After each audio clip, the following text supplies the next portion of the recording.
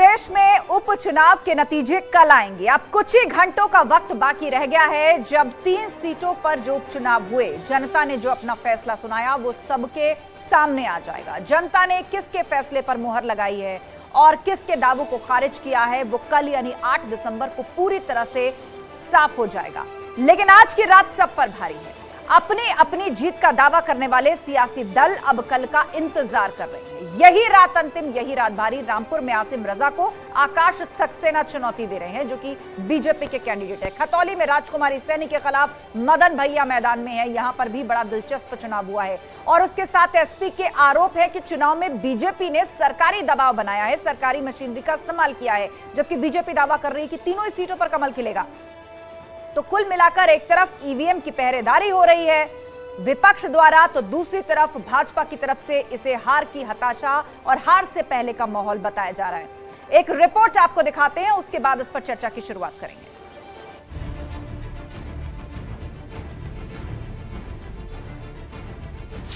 यही रात अंतिम, यही रात भारी। काउंटिंग की पूरी तैयारी।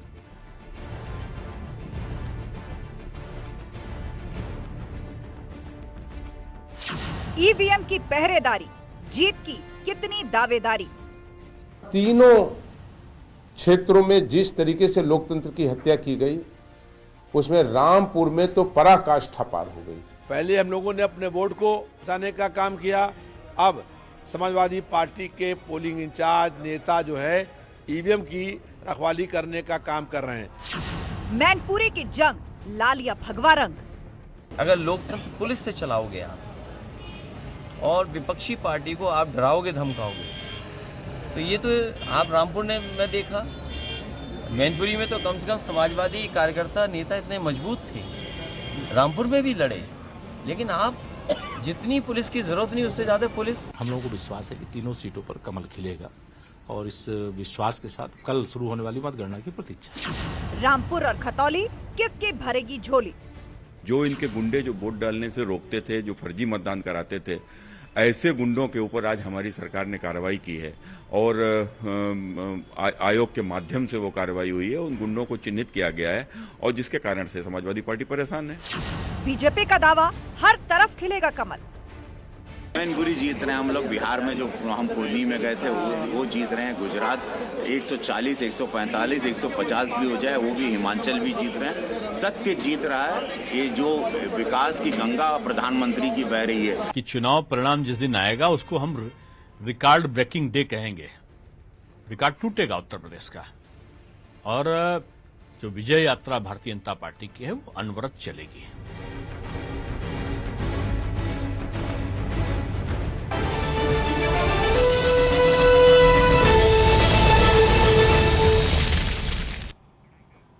और महाबहस में अब सीधे चर्चा की शुरुआत करते हैं। गेस्ट पैनल भी हमारे साथ जुड़ चुका है। बीजेपी प्रवक्ता शरद त्रिवेदी हमारे साथ हैं, समाजवादी पार्टी के प्रवक्ता राजकुमार भाटिया हमारे साथ जुड़ गए हैं, पीएसपीएल प्रवक्ता अरविंद यादव, आरएलडी प्रवक्ता अनिल दुबे हैं और साथ ही वरिष्ठ पत्रकार रास बिहारी जी हमारे साथ हैं। आप सभी मेहमानों का बहुत बहुत स्वागत है।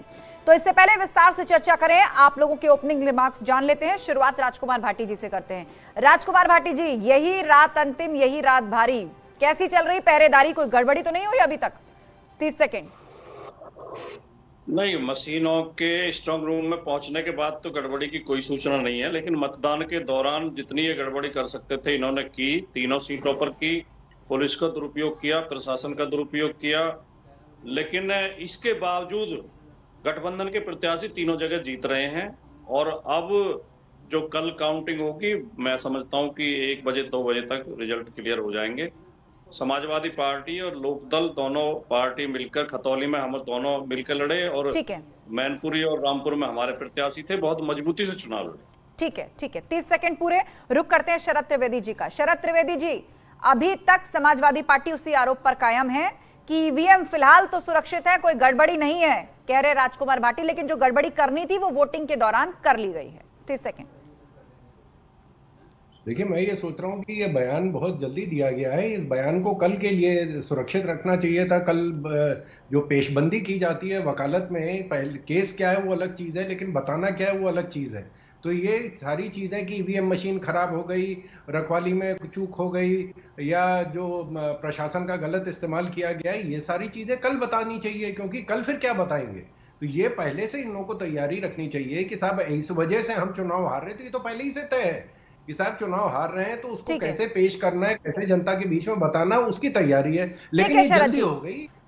ठीक है 30 सेकंड पूरे आप ये कह रहे हैं कि थोड़ा जल्दी ये बयान दे दिया, नतीजों के बाद ये बयान देना था, तब ये मुफीद होता। रुक करेंगे अरविंद यादव जी का, प्रवक्ता पीएसपीएल हमारे बीच में। 30 सेकंड अरविंद यादव जी, आप कुछ ही घंटे बाकी रह गए हैं जब सारा फैसला साफ हो जाएगा। एक तरफ आप कह रहे हैं तीनों सीटें सपा जीतेगी, दूसरी तरफ गड़बड़ी का भी आरोप लगा रहे हैं।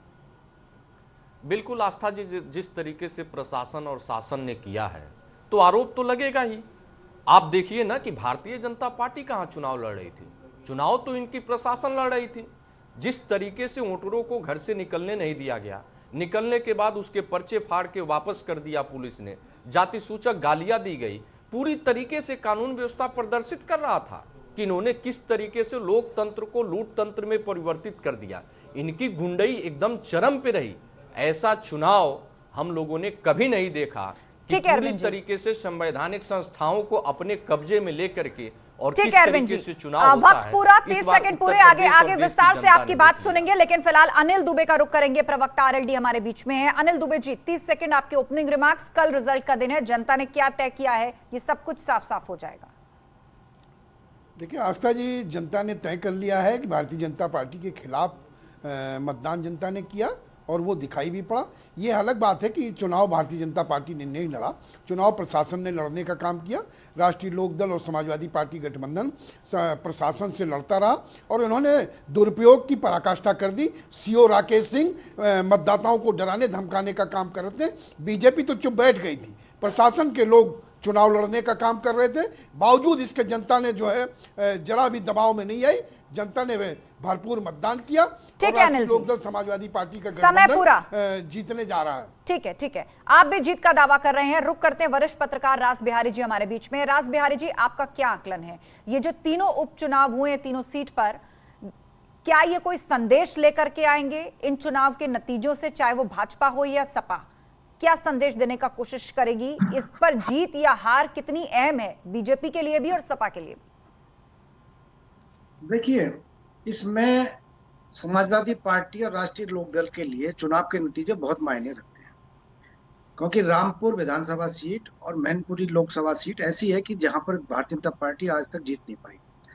रामपुर लोकसभा अभी जीती है चुनाव में, उससे पहले एक बार और जीती है रामपुर लोकसभा, लेकिन रामपुर विधानसभा में आज तक बीजेपी नहीं जीती। और ये नतीजे, क्योंकि खतौली सीट तो बीजेपी जीतती रही है, पहले भी जीती है, इस बार भी जीती है और आगे भी संभावना दिखाई दे रही है कि शायद बीजेपी वहां पड़ना भारी रहे। ठीक है रास बिहारी जी, आपके पास मुझे लग रहा है कि विस्तार से कोई आकलन है, वो हम सुनेंगे, आपके पास लौटेंगे, लेकिन फिलहाल 30 सेकंड यानी ओपनिंग रिमार्क्स का वक्त पूरा, अब डिबेट को ओपन करने का वक्त है और सवालों की शुरुआत करते हैं। सबसे पहले शरद त्रिवेदी जी, मांग आरएलडी की तरफ से भी रखी गई और प्रोफेसर रामगोपाल यादव ने भी यही कहा है कि रामपुर का चुनाव तो निरस्त कर देना चाहिए, इतनी कम वोटिंग हुई है, लगभग 34% मतदान, तो कैसे मान लिया जाए कि ये निष्पक्ष चुनाव हुआ है या कोई गड़बड़ी नहीं हुई है?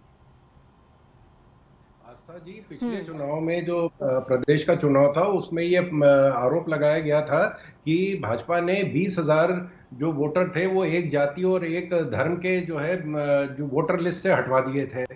अभी 1 महीने पहले चुनाव आयोग ने इनसे कहा है कि आप आइए, जो आपके पास सबूत हैं कि कहां से किस जगह से ये वोटर लिस्ट में से हटाए गए उनका नाम दीजिए। तो 1 महीने तक ये नहीं जा पाए वहां। अरे आरोप अगर लगा रहे हैं बहुत अच्छी बात है, ये तो अच्छे लोकतंत्र में आरोप प्रत्यारोप होने चाहिए, तभी एक स्वतंत्र और सुरक्षित लोकतंत्र होता है। लेकिन जब वो मांग रहे हैं कि आप सबूत दीजिए तो क्यों नहीं दे रहे हैं? ये ठीक है, राजकुमार भाटी जी इसका जवाब देंगे। राजकुमार भाटी जी, सिर्फ आरोप ही है या कोई सबूत भी है? भाजपा कह रही है कि सबूत तो दीजिए, सबूत आप लोग देते नहीं है, सिर्फ आरोप लगाते हैं। नहीं, सबूत तो रिजल्ट में ही अपना आप सबूत छिपा हुआ है। कोई इसका कारण बता दे मुझे कि इतना कम मतदान क्यों हुआ है रामपुर में। भारतीय जनता पार्टी के प्रवक्ता बता दें या कोई और बता दें, राजनीतिक विश्लेषक बता दें कि क्या कारण है कि रामपुर में आजादी के बाद से सबसे कम मतदान हुआ है। और जिस टाइम अभी ये कह रहे थे कि इन्हें कल के लिए बचा के रखने चाहिए थे, उस तरह के बचा के रखने, हम कोई फर्जी आरोप थोड़ी लगा रहे हैं। जिस समय मतदान चल रहा था उस समय भी तो लगातार शिकायतें की जा रही थी, लगातार वीडियो घूम रहे हैं सोशल मीडिया पर, मुख्य मीडिया पर भी। एक चैनल तो रामपुर की सड़कों पर लगातार दिखा रहा था पोलिंग बूथों पर कि पोलिंग बूथ सुनसान पड़े हैं। पुलिस पोलिंग बूथ के अंदर मतदाताओं को घुसने नहीं दे रही थी, लोगों को धमका धमका के लाठियां दिखाकर वापस खदेड़ा जा रहा था। हर नुक्कड़ पर पुलिस खड़ी थी। क्या इसका कोई जवाब इनके पास है? ठीक है, शरद त्रिवेदी के पास ये सवाल ले चलते हैं। शरद त्रिवेदी जी, गंभीर आरोप कि बहुत सारे वीडियो हैं, सर्कुलेट हो रहे हैं, पोलिंग बूथ खाली पड़े हैं, जानबूझकर पुलिस नहीं घुसने दे रही है, इस तरह मैनेज किया गया कम वोटिंग को? देखिए, आरजेडी और समाजवादी पार्टी काफी लंबे समय तक सत्ता में रहे हैं। इनको मालूम है कि किस तरह सत्ता का दुरुपयोग किया जाता है, तो ये टिप्पणी बिल्कुल सही कर रहे हैं क्योंकि इन्होंने इस तरह का प्रयोग किया था। लेकिन अब ये आरोप लगाने में असफल हो रहे हैं, कोई इससे प्रभावित नहीं हो रहा है कि भाजपा ने ये काम किया है, क्योंकि जब चुनाव होता है तो पूरा प्रशासन चुनाव आयोग के अंडर में होता है। किसी भी सिपाही तक का अपॉइंटमेंट या ट्रांसफर या पोस्टिंग या छुट्टी तक नहीं राज्य सरकार कर सकती है। अगर इस कोई आरोप की बुनियाद तो दीजिए। दिल्ली में आरोप लगा कि साहब ईवीएम मशीन जो है वो हैक करी गई है। चुनाव आयोग ने सबको कहा कि आइए आप हैक करके दिखाइए, कैसे हम आपको रख रहे हैं ईवीएम मशीन हैक करिए। कोई दल नहीं पहुंचा, कोई हैक कर नहीं था। अरे आरोप सबूत के साथ होता है। आप चुनाव आयोग जाइए, चुनाव आयोग निष्पक्ष बॉडी है, विश्व स्तरीय बॉडी है। पाकिस्तान के चुनाव आयोग को भी हमारा चुनाव आयोग समझाता है कि कैसे चुनाव किया जाए। ठीक है शरद जी, राजकुमार भाटी इस पर कुछ जवाब देना चाहते हैं। ठीक है राजकुमार भाटी जी, ठीक है शरद जी, बात आ गई आपकी। राजकुमार भाटी जवाब देना चाहते हैं, लेकिन उसके साथ मेरा सवाल ये कि अखिलेश यादव ने एक ट्वीट किया और ट्वीट था कि एक ईवीएम मशीन जर्मनी के विदेश मंत्री को दिखाई जा रही है। उसमें तंजात्मक लहजे में दिखाने की कोशिश की गई जिस जर्मनी ने खारिज कर दिया, और उनके आप मंत्री को दिखा करके क्या साबित करना चाहते हैं? तो क्या कहने की कोशिश कर रहे हैं? वही ईवीएम, एक बार फिर से उसी पर सवाल, नतीजों से ठीक पहले एक दिन। पहली बात तो हमारे त्रिवेदी जी को बिहार और उत्तर प्रदेश का फर्क नहीं पता। आरजेडी बिहार की पार्टी है, आरजेडी उत्तर प्रदेश में कभी सत्ता में नहीं रही। वो कह रहे हैं आरजेडी भी सत्ता में रही है उत्तर प्रदेश में। पहली बात तो इसमें सुधार कर लें। दूसरी बात जो मैं कह रहा हूं, मैं तो ये कह रहा हूं, ये ही इस बात का प्रत्यक्ष प्रमाण है कि 31% केवल पोलिंग हुआ है और लगातार हम शिकायत कर रहे थे। हम बाद में नहीं कर रहे हैं शिकायत, काउंटिंग के बाद नहीं कर रहे हैं, हम जब पोल चल रहा था तब शिकायत कर रहे थे, और उसका वीडियो प्रत्यक्ष प्रमाण है। और क्या प्रमाण चाहिए आपको कि पुलिस लोगों को पोलिंग स्टेशन पर घुसने नहीं दे रही थी। ठीक है, लगातार मतदाता कह रहे थे हमें डरा डरा के धमका के भगाया जा रहा है। और वो एक सीओ राकेश सिंह का तो खतौली का वीडियो आप सबने देखा होगा कि वो कह रहा है कि केवल मतदाता पहचान पत्र लेके आओ तभी वोट पड़ेगा। तो चुनाव आयोग के निर्देश तो बेकार हो गए। चुनाव आयोग से ऊपर तो एक सीओ हो गया पुलिस का। ठीक है राजकुमार, जो सीओ की मर्जी होगी वो चलेगा। ठीक है, कुल मिलाकर अब भी विपक्षी पार्टियां उसी आरोप के साथ खड़ी हैं कि जानबूझकर वोटिंग नहीं होने दी गई। यही बात सपा कह रही है, यही आरएलडी कह रही है। प्रसपा का क्या रुख है? अरविंद यादव जी, आप भी रामपुर में कम मतदान प्रतिशत को यही कहेंगे कि सिर्फ यहां प्रशासन ने जबरदस्ती की है या गुंडागर्दी की है, उसके कारण कम हुआ है? देखिए आस्था जी, मैं तो बार बार यही कहूंगा, जिस तरीके से प्रशासन ने कार्य किया है तो आरोप तो लगेंगे ही। मैनपुरी के डीएम और कप्तान अपने अधिकारियों को हड़काते रहे कि वोटिंग परसेंटेज कम हो जाए, पहली बात। दूसरी बात, माननीय श्री शिवपाल सिंह यादव जी को परमिशन नहीं मिला, केवल 3 ही 4 पोलिंग बूथ जा पाए। आज नतीजा ये रहा कि करीब 4 से 5% वोट जसवंत नगर विधानसभा में भी कम हुई। आप बताइए कि पूरी मैनपुरी लोकसभा में 62% से सीधे 51 समथिंग आ गया। क्या है? आप रामपुर में देख लीजिए क्या हुआ। और मैं तो देख रहा था कि मैनपुरी में किस तरीके से एक इंस्पेक्टर जाति सूचक गालियां दे रहा था और लोगों को भगा रहा था। तो गुंडई तो इनकी पूरी रही। हाँ, एक चीज जरूर मैं कहूंगा कि भारतीय जनता पार्टी ने जिस तरीके से इनके अधिकारियों ने इनके निर्देश पे गुंडई किया है, इनसे ज्यादा गुंडई हम लोग जानते हैं। लेकिन अरविंद जी, इस संविधान को इसी खत्म करने के गुंडई लिए की गुंडई शिकायत करते तो हैं। बीजेपी के डेलीगेशन ने इलेक्शन कमीशन से की है। नहीं। आप भाजपा पर आरोप लगा आस्था रहे जी हैं, वो सुनिए। सपा के कार्यकर्ताओं पर आस्था आरोप जी लगा रहे हैं। सुनिए, हाँ, इसी सुनिए गुंडागर्दी आस्था का जी। आरोप, मैं इसी के पास इतना- दो शिकायत आस्था पहुंची। जी सुनिए, हाँ बोलिए। आस्था जी सुनिए, मैं कह रहा हूं कि ये गुंडई करते हैं संविधान को खत्म करने के लिए, संवैधानिक संस्थाओं को खत्म करने के लिए, लोकतंत्र की हत्या करने के लिए, महिलाओं का चीरहरण करने के लिए, किसानों को कुचलने के लिए, गरीब पिछड़े दलित वंचित शोषितों को पीड़ित प्रताड़ित करने के लिए गुंडई करते हैं। लेकिन हमारी गुंडई सिर्फ इस बात की रहती है कि संवैधानिक संस्थाएं न तो खत्म होने दिया जाएगा, मतलब न आप मान लोकतंत्र रहे को ये हैं, कुचल आप पाएंगे, ये कह रहे न हैं ये कि आप अपनी किसानों तरह को की कुचल गुंडई करते पाएंगे। हैं, आप अपनी तरह की गुंडई करते हैं, ये आप मान रहे हैं। देखिए, मैं कह रहा हूं कि हर समाजवादी लोग इनसे ज्यादा गुंडई करना जानते हैं। ये सरकारी संपत्तियों को बेचना चाहेंगे, गुंडई के बल पे नहीं बेच सकते हैं। हर समाजवादी लोग खड़े रहेंगे, लोकतंत्र को ये नहीं लूट सकते हैं।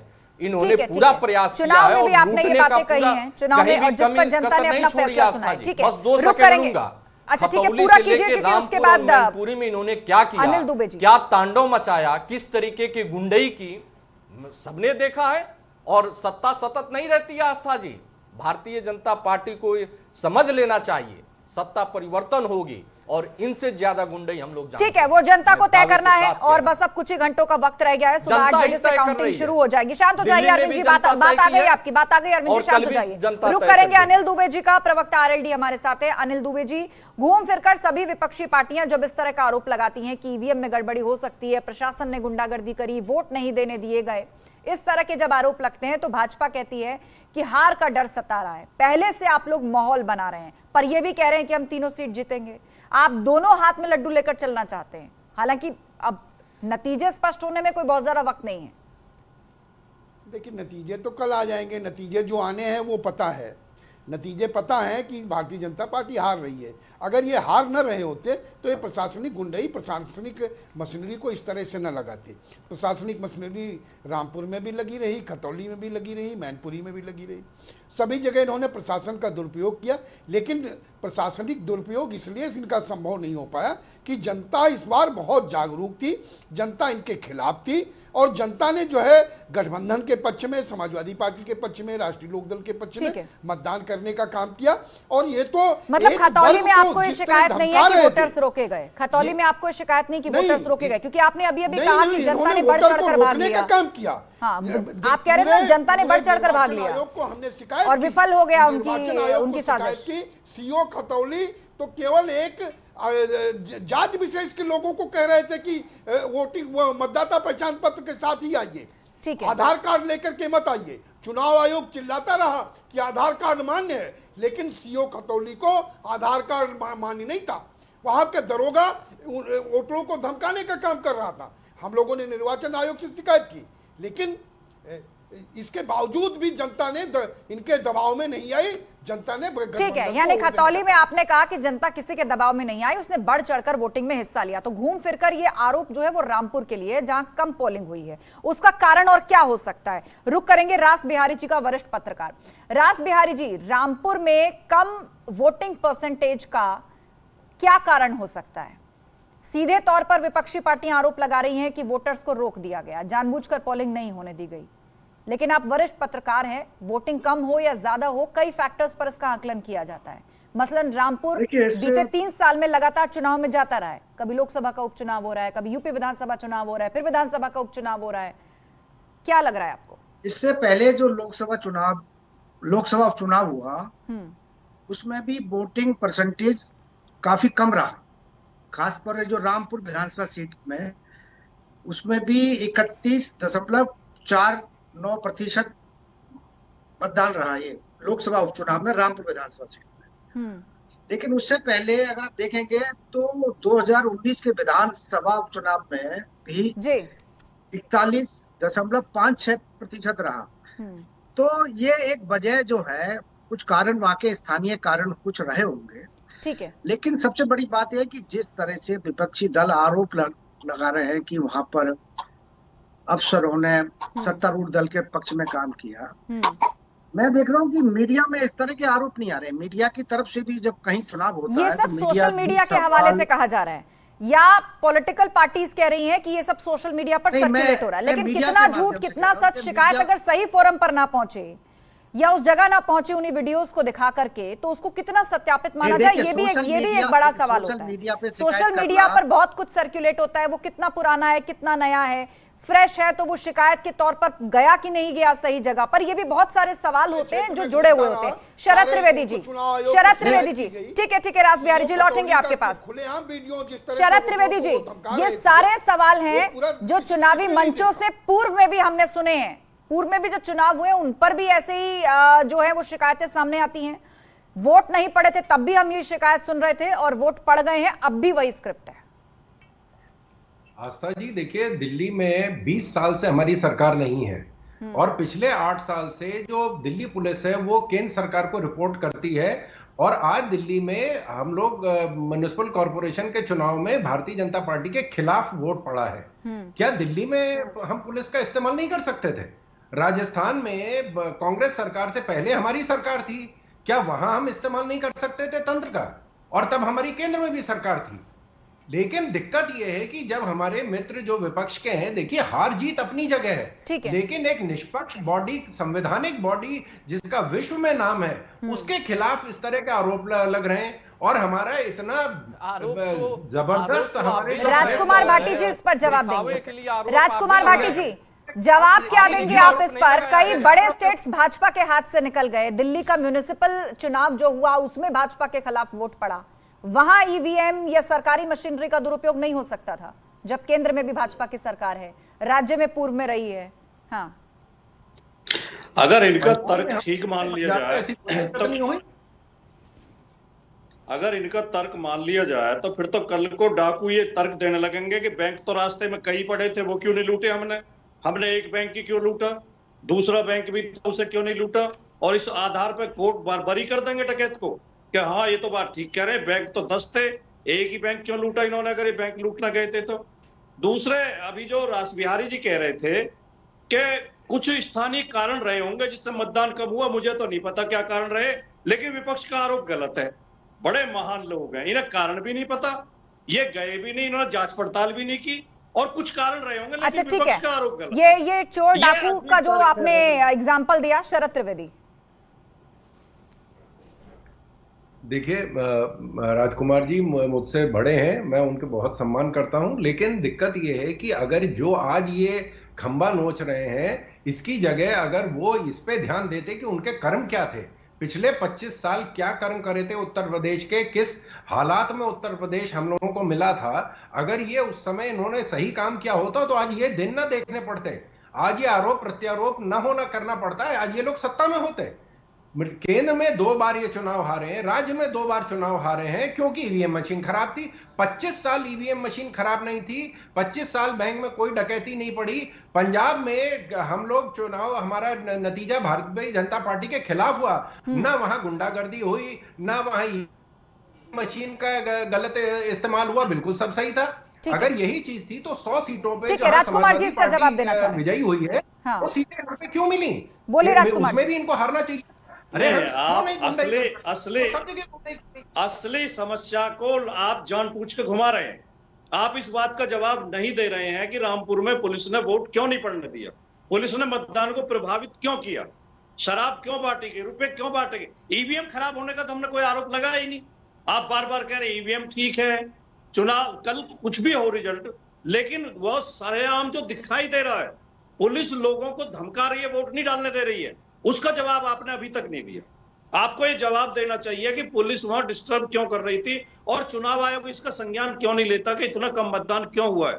चुनाव आयोग की तो जिम्मेदारी बनती है कि ज्यादा से ज्यादा मतदान हो। चुनाव आयोग तो प्रचार करता है, विज्ञापन छपवाता है, अखबारों में देता है कि ज्यादा से ज्यादा मतदान करें, भय मुक्त मतदान हो, लेकिन लोगों को डराया क्या जा रहा है, वोट डालने से रोका जा रहा है। इसमें चुनाव आयोग मौन है, इसका जवाब कोई नहीं दे रहा।